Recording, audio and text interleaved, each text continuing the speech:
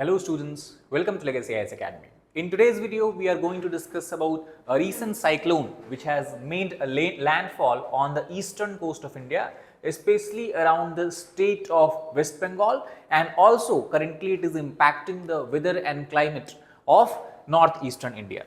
So this cyclone has, apart from causing heavy rainfall, has also triggered landfall especially in the northeastern states of India, which is having hilly terrain. So how these landslides has happened and what are the measures that the government of India and its agencies are putting together to tackle such problems. That is what we are going to discuss in this particular video, and also we will discuss briefly about the cyclone, especially the tropical cyclones. Now, to first of all give you the context of this particular issue, the recent cyclone, that is Cyclone Remal, due to its impact, almost 6 people were killed in West Bengal and more than 27,000 houses got damaged due to the gusty winds and the heavy rainfall, torrential rainfall that cyclone brought with it. Remal also has led to a large scale damage in the relatively far away region, because if you look at the West Bengal, obviously northeastern India is quite far from that, but despite that it has caused heavy damage in those states as well. And heavy rainfall caused by the cyclone has triggered landslide, and in northeastern India, if you look at the states, it is not only single state but all the states around Meghalaya, which is Mizoram, Assam, as well as even Nagaland, have faced or witnessed the wrath of these cyclones. And it is due to this rainfall triggered landslides in these states of northeast India. It is reported that at least 30 people had died. The collapse of a stone quarry has happened in the Mizoram, that is in the capital city of Mizoram as well, and this alone has killed at least 14 people. Also, the reports are coming that the number is expected to rise in coming few days. Now, if we talk about the cyclone Remal itself, we know that cyclones are basically, we can classify them as a low pressure system, and this low pressure system basically is surrounded by high pressure isobars. Now, isobars refer to such lines that joins points of equal pressure. Now, due to this, the wind start to move from this high pressure to low pressure area. However, due to high speed of wind, what happens? The Coriolis force basically comes into picture, and this Coriolis force causes the wind to start rotating around this low pressure center. And as the wind start rotate around this low pressure center, more and more winds start to approach the central area and the wind speed picks up. And this rapidly rotating wind column with low pressure system at the center is how we can describe the cyclone. Now, on the basis of where they are forming in the world, cyclones that are developing in the tropical region, more precisely somewhere between 5 degree to 30 degree of latitude, both in north and south, are called as tropical cyclone, while cyclones developing in the temperate areas, that is beyond 30-35 degree of latitude, are referred as extratropical or temperate cyclone. Now, since India obviously lies in the tropical zone, especially the Arabian Sea and Bay of Bengal, where cyclones originate, that is why India largely faces tropical cyclone, does not encounter temperate cyclone.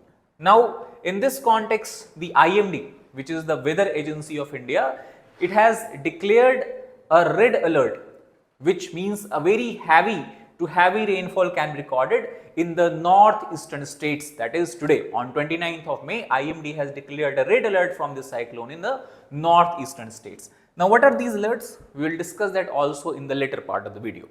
Also, Remal was the first cyclone to hit the Bay of Bengal in this year in advance of the June to September monsoon season that we are going to witness in next few days. If you look at the tropical cyclones and the area where they affect and which part of world they affect, so as we can see, this is the Indian Ocean. So both in the North and South Indian Ocean, you can see there is a formation of tropical cyclone. Similar cyclones form in the Atlantic also. While in North Atlantic, the cyclones are known by the local name of hurricanes, which affect the countries such as Mexico, US, and also on the Pacific Ocean around the US coast, the cyclones are named as hurricanes. Other name that is used for cyclone that affect the China or Japan coast, or basically what we can say in the North Pacific Ocean, they are named as typhoon. So, tropical cyclone, typhoons, hurricanes, these are all same weather system but named differently in different part of the world. Now, as we have discussed, the current cyclone is called as Remal. So, how the naming of cyclone is done? So, if we try to take an example of cyclones developing in the Indian Ocean itself, the agency responsible for naming of cyclone is a 185 nation member organization, that is World Meteorological Organization, and it is the Economic and Social Council of Asia Pacific, that is WMO's subsidiary organization, which has developed an office, or which has set up an office, we can say, in the New Delhi, and this office is largely responsible for naming of cyclones of the North Indian Ocean. Now, how naming is done? It is very simple. All the countries of the North Indian Ocean which are impacted by cyclones are first of all grouped, and total such countries that comes out to be 13 in number. Now, these 13 countries, each of them are individually asked to provide 13 names, and thus 13 countries giving 30 names. That means total 169 proposed names are arranged in a form of list by the WMO ISCA. And as you can see from here, the countries are arranged in alphabetical order, and the names given by these countries are arranged in the respective column. Now, if suppose the first cyclone after the development of this list is developed, it has formed, then that will be called as Nisarg. The following cyclone, the next cyclone will be called as Gati. The third cyclone will be called as Nivar. Fourth will be Burevi, and so and so and so. And again, once the 30 names are completed, again you will go back to Bangladesh, again India, Iran, Maldives. Again 26th, 27th you will come back to here. So, if you pay a close attention, the current cyclone which we are discussing, that is Cyclone Remal, this name of the cyclone, as you can see, has been proposed by Oman, which is an Arabian country, and Remal, before Remal, the cyclone that struck the Northern Ocean was called as, if you remember, it was called as Michong. And also we can predict the next cyclone that is going to affect the coast, the North Indian Ocean, will be called as Arnav. So, that is how the naming of cyclone is done, and more or less similar kind of we can say steps are taken in the other part of the world also, and like for example in Indian North Atlantic Ocean, the US, Mexico, these are the countries which submit the names and the list. Also, if you look at the track of this cyclone, we can see this is how the cyclone began somewhere in the Bay of Bengal, and then it first moved in what we can call as the northerly direction, and then it turned eastward, and before cyclone was a kind of tropical disturbance. The different color codes that you are seeing here, that means here the wind speed was relatively low, then gradually the wind speed increased and it converted from disturbance into a depression. So, in this area it is becoming a depression, tropical depression, and further wind speed increased, it converted into a cyclonic storm, and by the time it made landfall near the capital city of Kolkata of West Bengal, the cyclone already has transformed into what IMD refers as severe cyclonic storm. So, basically, in other way, what we can say, the cyclone from very beginning does not have similar kind of characteristic properties, rather its velocity keeps on increasing and decreasing, and based on that the nature of cyclone also keeps on changing. Now, what do we mean by the term tropical disturbance, depression and all that? So, this is a terminology that is used by IMD to explain that what is the nature, intensity and the velocity of the cyclonic wind. And if you look closely here, the current cyclone is a severe cyclonic storm. That means its velocity is somewhere between 88 to 117 kilometers per hour. If it becomes lesser, more than that, it will convert into very severe cyclonic storm. If it becomes more than 222 kilometers per hour, then this is the super cyclonic storm which is having the highest intensity. Super cyclonic storms are very rare and generally it happens once or twice over a period of 10 years. On the other hand, cyclonic storm, severe cyclonic storm, these are the most common cyclonic storms that witness in the Bay of Bengal region of India. Now, on the basis of where the cyclone is expected to make a landfall, what is the intensity of cyclone, IMD issues different types of alert. And just before we have discussed that for the northeastern India related to the Remal cyclone, IMD has issued a red alert. So basically 4 different types of alert are issued. If green alert is issued, it means no severe weather is expected from the cyclone. If yellow alert is issued, that means the citizens, the people of the area are expected to be aware. If the amber alert is issued, it means the people have to prepare for possible evacuation because it can cause heavy damage. They also have to take precautions wherever possible and they have to keep updated about the recent weather changes. And red alert is the extreme kind of weather alert, which means that take action immediately because there is a high risk of extreme weather event that can develop, which we are seeing in the case of Cyclone Remal, and also the people are expected to follow the government guidelines. They have to take measures so that they can be evacuated and basically get out of the areas where the cyclone is expected to cause maximum damage. So these are the 4 alerts based on, as we have seen, the different intensity of the cyclone. Now, as we were talking about, the cyclone Remal has also resulted into landslides in the northeastern part of India.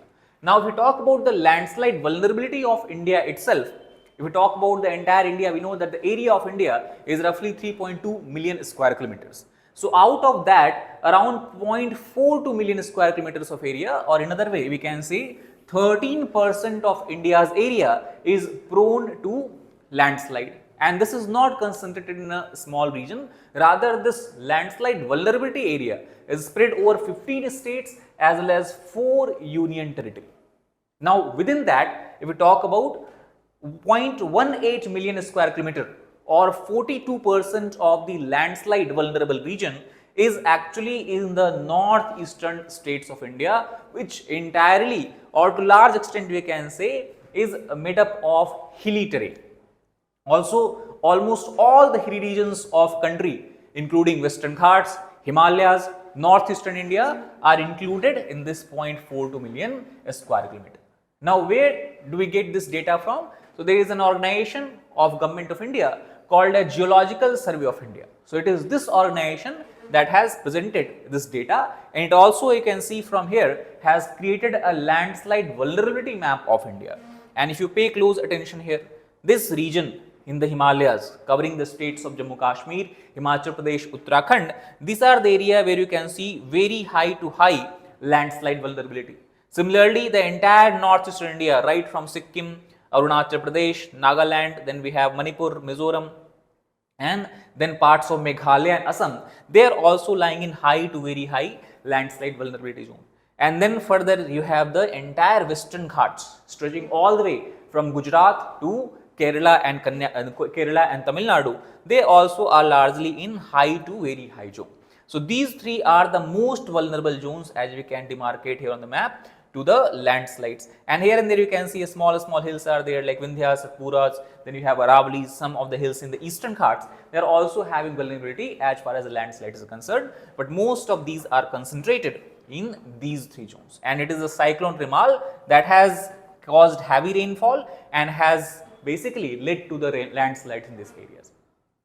Now, rainfall is not the only reason behind the landslides. In the hilly regions of India, we have many other factors. Other important factors being the earthquake, because this zone, especially northeastern India and the northern India are also prone to earthquake because of tectonic plate movement happening between the Indian plate and the Eurasian continental plate. Similarly, if we talk about deforestation that is happening due to the construction activity that is going on, also causes landslides. Not only that, any kind of development, especially unregulated development that is largely seen in the hilly regions, largely to attract tourism, it is also responsible for the landslides, and the intensity of such landslides and the frequency of such landslide is on rise in India. So in this regard, what are the steps that Government of India has taken? Now we know that to overall manage the disaster in India, we have an organization working under the chairmanship of Prime Minister of India himself, that is called as National Disaster Management Authority, created under the Disaster Management Act of 2005. Now, National Disaster Management Authority, with the help of Geological Survey of India and several other organizations, has taken the steps to both mitigate as well as manage the risks from the landslides. Mitigate means, first of all, basically before disaster can struck, what are the measures we can take so that its effect can be minimized. And manage means, once already disaster has struck, what are the steps we can take to manage the outcome of it. So in this regard, the most important development that has happened is in year 2019 when NDMA prepared a national landslide risk management strategy. Now under this strategies, the major points here are the vulnerability mapping of entire region of India, as we have discussed in the last slide, where India's geography is classified into different risk zone based on what is the vulnerability of landslides. Second is identifying the most vulnerable locations, and that we already have done. These are lying in the Himalayas, northeastern India and the Western Ghat region. Third is development of an early warning system. Now this is very important because earthquake based landslides cannot be predicted, because earthquake itself is unpredictable phenomena. We do not have any warning system that can tell us that earthquake is about to strike. But rainfall is something that we can predict at a much more easier way. Cyclone is something that can be easily predicted, the track can be easily predicted, and we can to a great extent with great accuracy say that this is the time when the cyclone will struck this part of the India. So the early warning system for the landslides are largely hinging around the prediction of the cyclones and the cyclonic rainfall. And based on that, preparation of a mountain zone regulations. These regulations can be related to the building based regulation. These regulations can be related to deforestation. These regulations can be related to the transportation and mode of transportation development, and can also cover plethora of other different sectors. So these are the steps that we can outline taken to manage landslides in India. So this is all about this particular video. I hope you understood about the overall concept behind the tropical cyclone, what is Cyclone Remal and how it is linked to the landslides in the northeastern India.